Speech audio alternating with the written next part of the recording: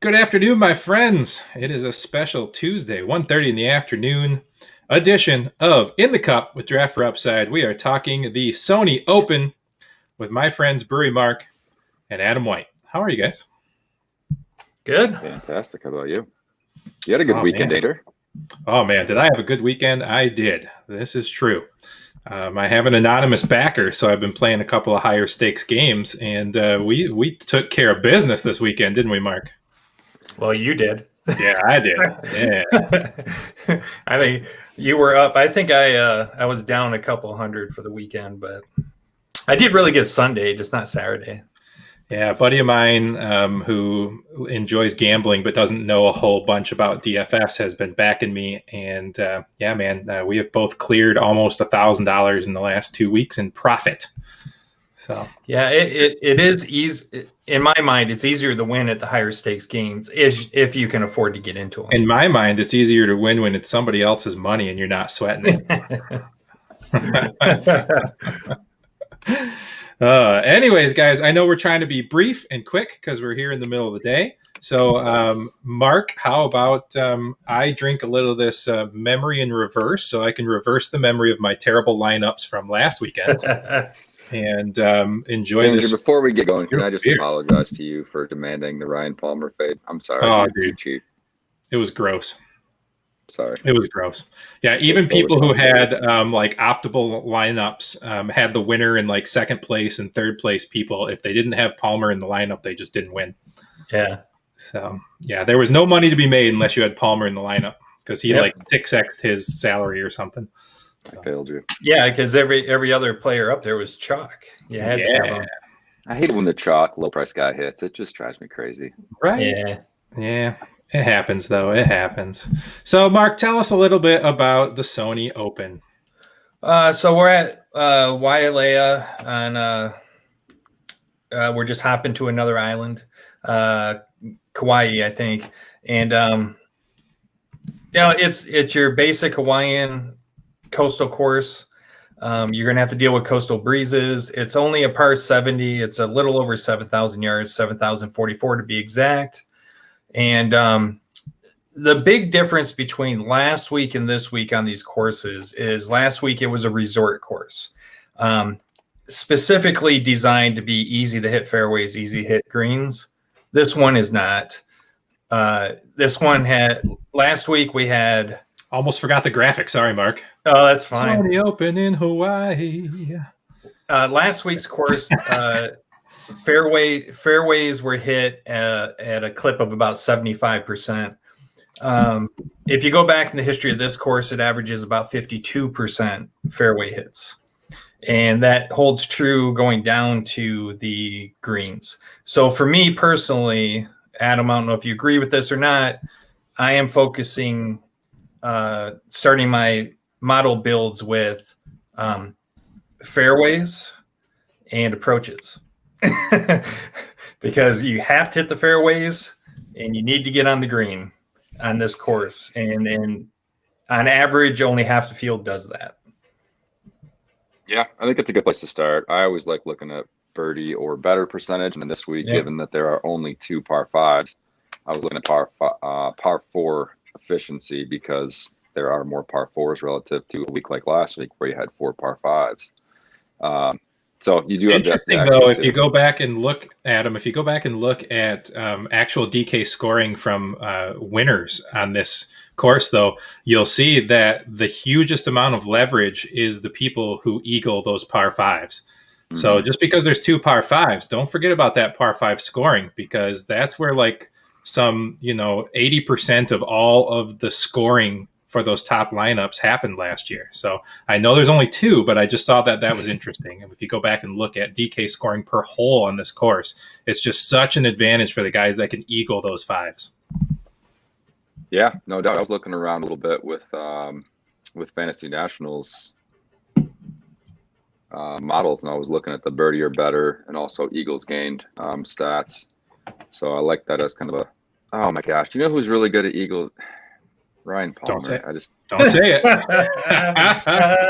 Yeah, my this week's Brian Palmer though is Mr. Gay. So you have to talk me off Mr. Gay, And I'm fading Palmer on principle this week because he's going to be owned by like 80% of the field. I appreciate that, Mark. I'm holding strong too, and I'm also going to take Mr. Palmer and just stock up on Pepto-Bismol for the weekend. Yeah, there you go. I like it. Yeah, Mark made a good point. The fairways are going to be much harder to hit. The greens are much smaller and much harder to hit. However, these greens are relatively flat and relatively easy to putt. So if they hit those greens, they're going to 2-putt. There's not going to be a whole lot of 3-putts going on here. So you want those guys that are the putting is really going to make less of a difference this year or this week than it did last week. So your guys like Hideki and a few other people having problems with their putters, not going to have to fade them as bad. Hideki having problems with his putters is like saying that, right? Yeah. Hideki's having problems with everything right now. Come on, he was the only player in the field that had a plus. True. He lost almost 10 strokes on the greens alone last week. Like, that's hard to do. The greens were tough last week, though. You could send Danger out there and he might sniff that. I mean, honestly, though, greens were really tough last week. And the experts were saying it was going to be won by somebody in, the 24 to 28 under. And it just didn't happen because putting was just hard. It's not going to be that hard this week. No. Most people win this one at minus 25, minus 26. So that's why I think approach is such a big stat, because if you can get, greens in regulation and 1-putt them, you're styling on this course. Definitely. And let's hit on that for a quick second. I always like starting each week by figuring out where I expect the winning score to be. If you look at the last 5 years, last year was a bit of an outlier. The only time that it was, I think, 17 under to 25 had basically won the last 4 years outside of last year. And then you had a windy, stormy week where Cam Smith wins. I think he was like 12 or 13 under. So I'd be with you, man. I think it's going to be more of a shootout week than it is, a week where the winning score is in the mid-teens. Yeah, I checked the weather and it's just supposed to be gorgeous the whole weekend. So yeah, I'd be shocked if the winner didn't finish 20 under or more. Fair enough, my friends. Well, let's get right into it, guys. Let's just start at the top. Let me get my my screen going up, y'all, so we can all take a peek together. I think that will do the job, will it not? Yep. Perfect. Yeah.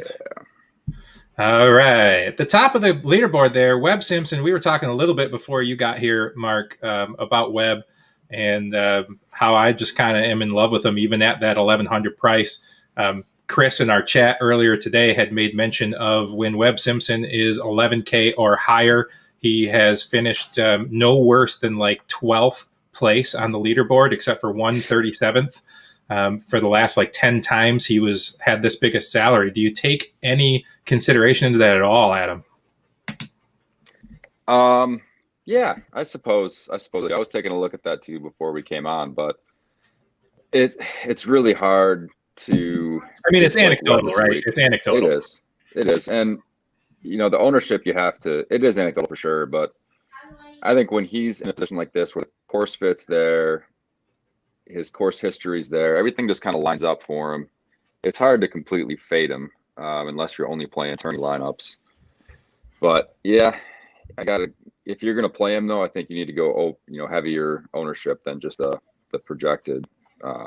What is it, 2025 right now on him at the high price guy. So I like him. I think there's plenty of value we'll talk about in the 7K range to get him in. So it's really hard to just full fade him.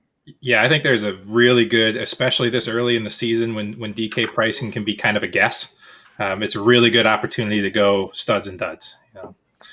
For sure. And there are some very mispriced guys that we can talk about too. For sure. Harris English obviously had a hell of a week last week. I don't usually like to take guys off wins when I'm paying that much. Morikawa, this is where he really kind of broke out last year, right? This was his hello. Does he get the magic back? I don't love him this week, but I think his hello came before this week last season. He only finished 21st last year, but no, I'm not on Morikawa this week. I love Berger down at the bottom of the 10K, Webb up top, and then I'm going down to the 9K range personally. Mark, what do you like up here, these 10K guys? I'm pretty much on Simpson. I like Burger too. Those are my two guys. I'm right with you, Adam. That's usually not good when we agree on things. Well, it's going to be a trifecta because it's for me and my model. I have Webb Simpson, followed by Burger, followed by Morikawa. So those are the three I will be playing, but I will be putting more of an emphasis on Webb and on Burger. So I feel like I really liked Neiman last week, and you talked me out of that too, Adam. I'm not gonna lie. You did mention, I recall, that there was a lot of love for Neiman last week.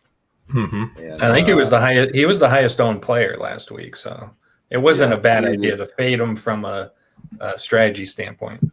Last week was a flat out disaster from my standpoint. So yeah, the fades of the chalk guys, Palmer and Neiman, didn't work out. I was hoping not to look back too much because I've already kind of digested and moved on, but it was a rough week, and we move forward. We're going to do better this week because I just generally don't like no-cut events. Like you take away a lot of your leverage, you take away a lot of the thought process that's to go into trying to get 6 out of 6, and I don't know. I'm feeling good about this week, so let's move on. And for sure, yeah. And I was talking to our friend Dr. Roto about last week too, and you saying how he doesn't like no-cut events, and he said he doesn't like this week really either because he doesn't really like birdie fests. He likes kind of the gutted out, grinded out ones a little bit more. I think I agree with that. But let's get down to the 9,000 range. It's a pretty short range here. We've got Sung J M and Cam Smith, Abraham Answer, that boy Ryan Palmer, which, man, at 92, I might have to fade him with you this week, buddy. I might just have to fade him with you. I think Sun JM is probably my favorite to win the week, to be honest. Yeah, did you hear the thing about if he can win one of these early tournaments, he'll get an exemption from being in the Korean Army? I did hear that. Yeah, that's yeah, for sure.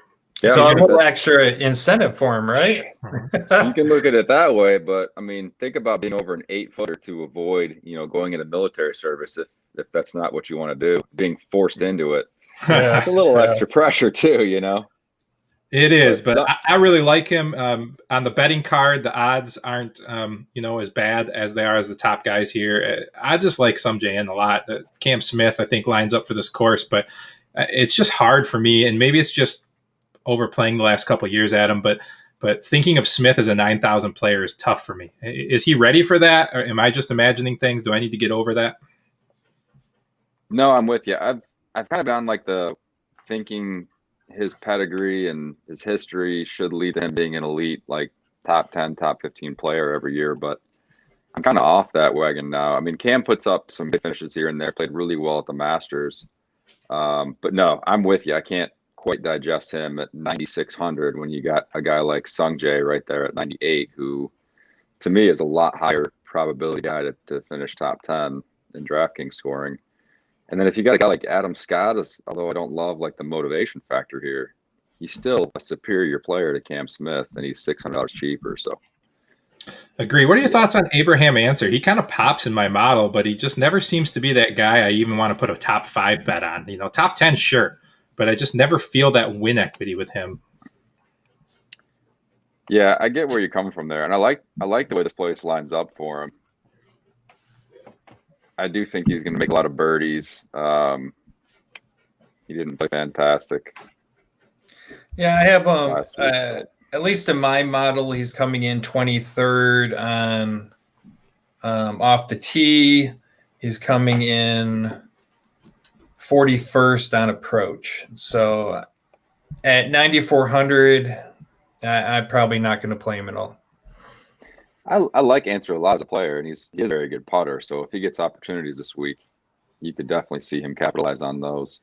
The one that scares me a little bit, since the greens are going to be tougher to hit this week, he's outside the top 100 in strokes gained over his last 100 rounds. It's a little concerning. Mm-hmm.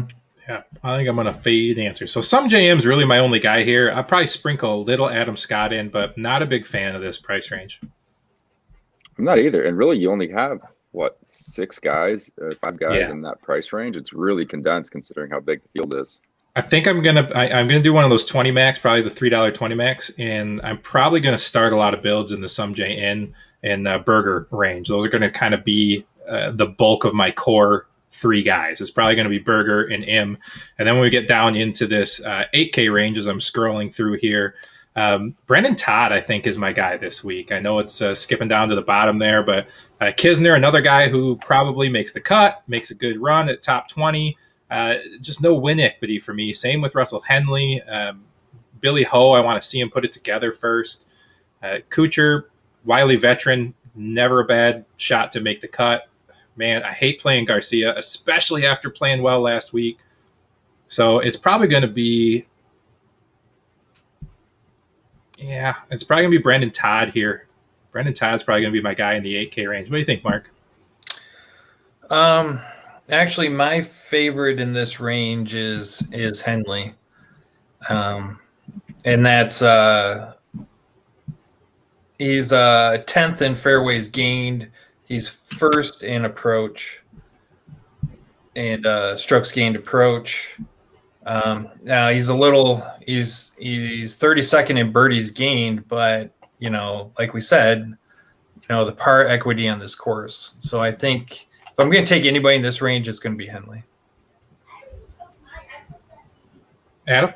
Yeah, I like Henley a lot. I do think Kisner is a good play this week. He was in the mix last year until the very end. A guy that doesn't excite me a whole lot, but is playing better, I think would be a decent cash play is Zach Johnson at 8,500. Not a guy you're jumping up and down clicking, but how'd you skip over my boy Lanto there at 8,100?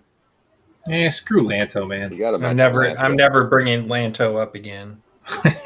Hey, that's on you.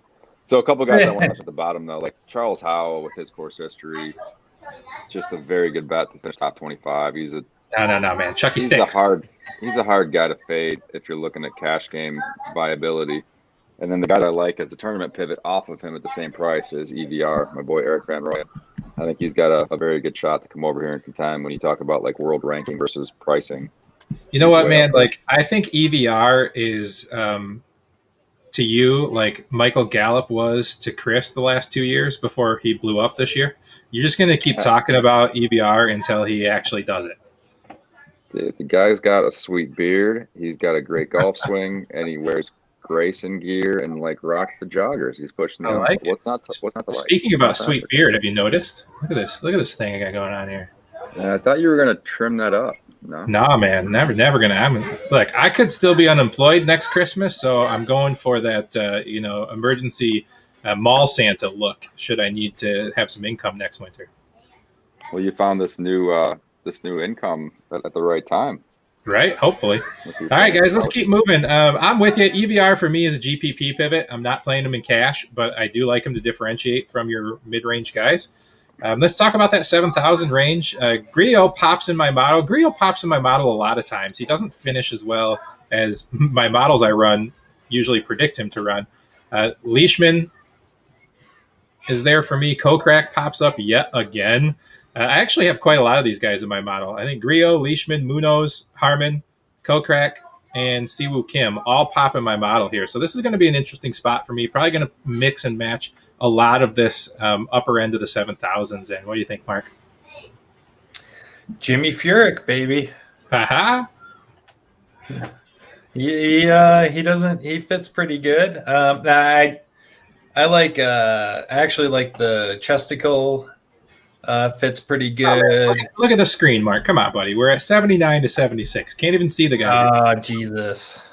Can't even see the guys you're talking about. Grillo, Munoz, Harmon, Kokrak, Kisner.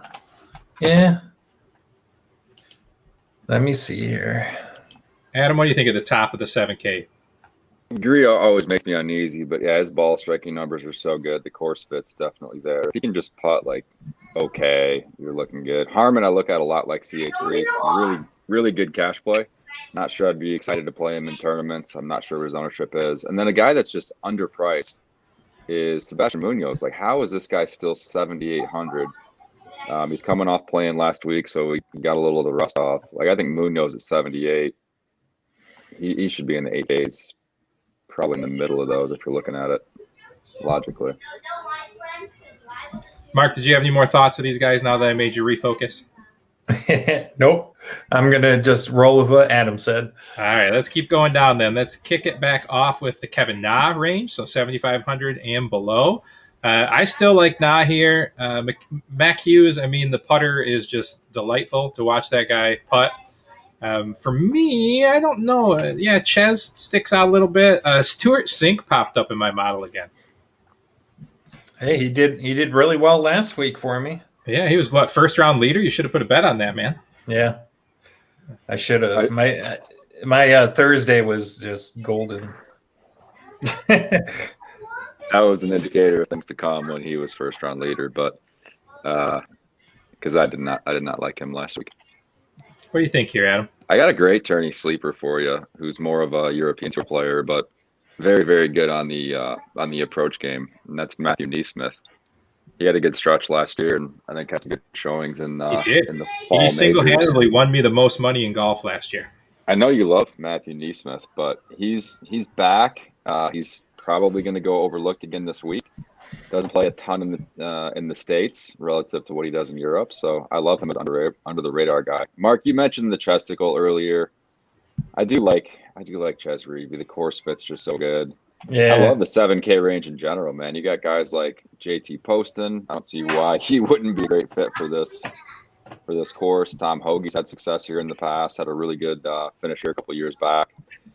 Finishing top 5, and then I know you love Cam Davis, Danger. Guy was in contention to win last year, and I think he's got a chance to top 10 again. Absolutely. I mean, he fits this course really well. He's super cheap, really helps you reach up to the top guys. I will say that he is getting some love on some of the subscription services that I read about. Not a ton of open Twitter love or like Facebook group love, but some of the sharps, man, they're talking about him. I put a bet on him. You tell me about why he fits, and I'll figure out where my bets went. Yeah, he's a very, very good iron player. Doesn't usually have problems hitting fairways off the tee either. So I just think he's a good fit to create a lot of opportunities.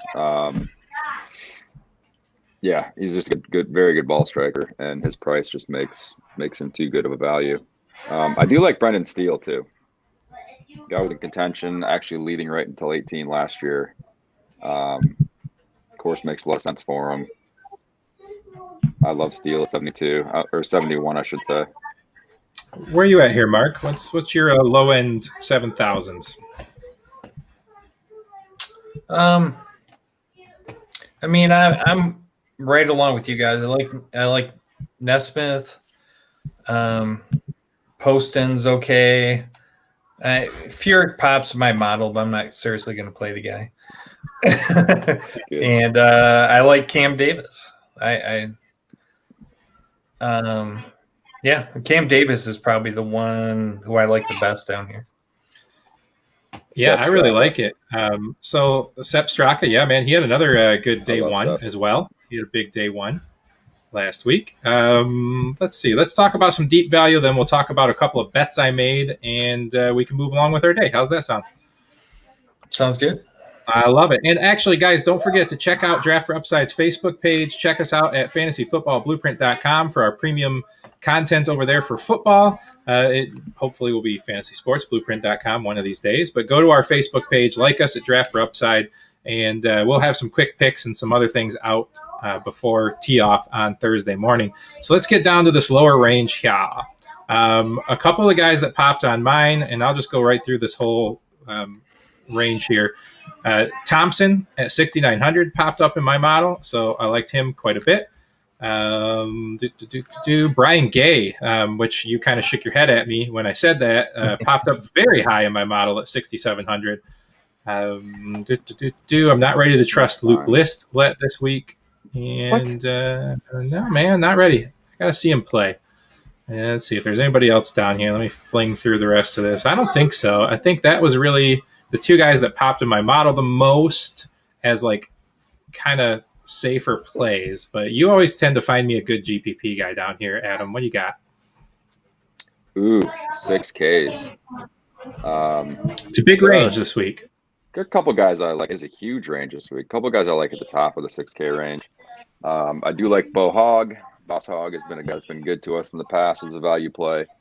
Harry Higgs right there as well at 6,900.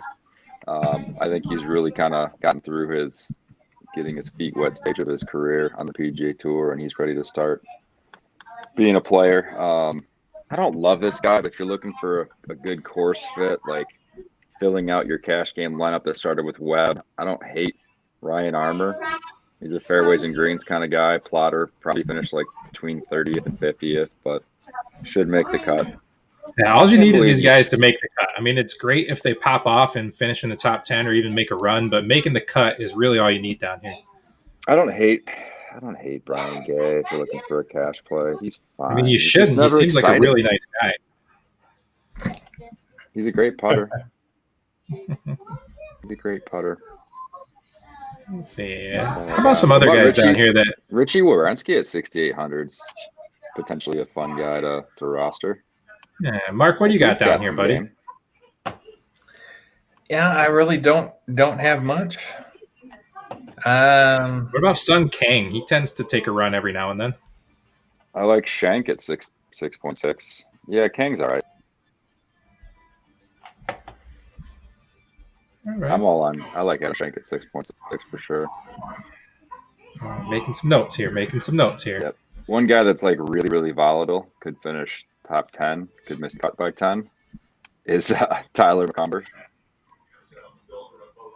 Where's he at? McCumber, there we go. 6,400, I think. He had a number of starts in the fall swing, and they were very up and down. He had like 5 missed cuts and then 2 top 6s. So if you're looking for a boom or bust guy at the bottom to fill out like a long shot, large GPP lineup, you can do worse than McCumber. Now, I'm looking down here and I see Ishikawa's down here. Now, this tournament has a history of inviting a couple of the top Asian Tour players. And do you have any love for any other? There's 3 or 4 that got invited? Not really on Rio, but who else got invited? Dude, the old guy cut maker, like this is basically the equivalent of longer at the Masters every year when you're like, well, yeah, Bernard's probably going to make the cut, and then he's like the best value play. This is Jerry Kelly's old ass, man. The guy just makes the cut here every damn year. I'm not sure he's still missed one. Jerry Kelly, there he is, 6,200, 15 for 15. Yeah. Well, I think that's looking at Champions Tour events. So? I like it. All right, he gets an asterisk. Yeah. I like it. Mark, anybody weird pop up in your model like Brian Gay did in mine? Yeah. I mean, for me, it was where'd it go? Chris Baker was the oddball. He came in 21st in my model based on his approach and his fairways gained and his off the tee stats. So, he maybe be my tipsy pick.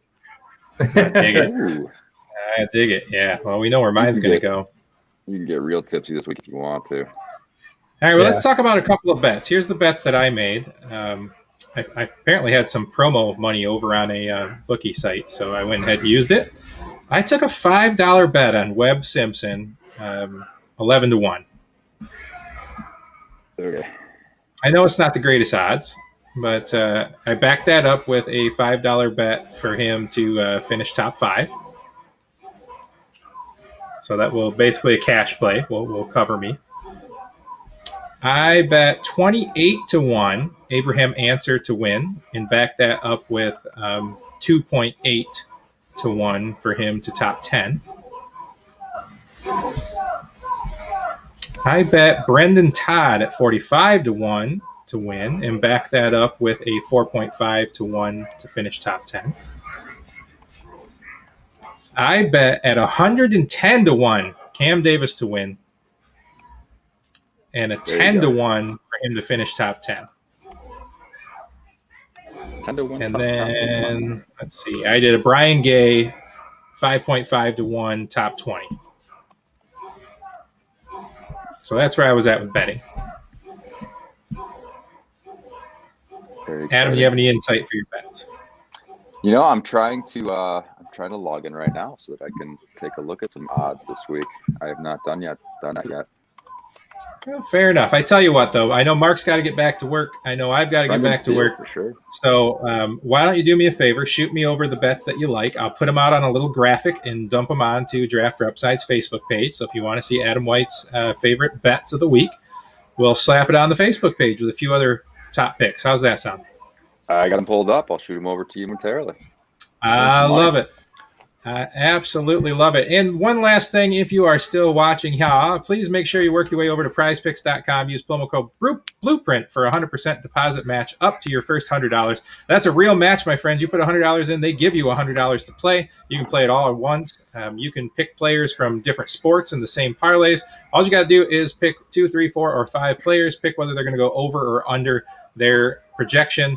And if you get all the ones you pick right, you exponentially increase your entry. It's a lot of fun. Go check it out, prizepicks.com. Maybe I'll put a couple of prize picks thoughts up with Adam on the Facebook page as well. We appreciate you all watching. I am Johnny Danger, with me, Brewery Mark and Mr. Adam White. We will see you, tomorrow night for the weekly Draft for Upside show, 8 p.m. Eastern. Be there for your breakdown of Week 2 in the NFL playoffs. We'll see you Wednesday night, 8 p.m. Cheers. Cheers.